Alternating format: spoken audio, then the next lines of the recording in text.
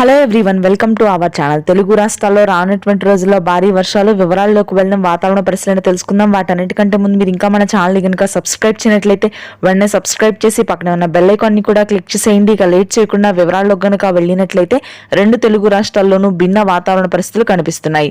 ముఖ్యంగా మధ్యాంధ్ర అదేవిధంగా మధ్య తెలంగాణ భాగాల్లో ఉష్ణోగ్రతలతో పాటుగా వర్షాలు కూడా నమోదు కానున్నాయి. హైదరాబాద్ నగర వ్యాప్తంగా రానున్నటువంటి 4 రోజుల పాటు భారీ వర్షపాతం నమోదవుతుందని హైదరాబాద్ అమరావతి వాతావరణ కేంద్రం వెల్లడించింది.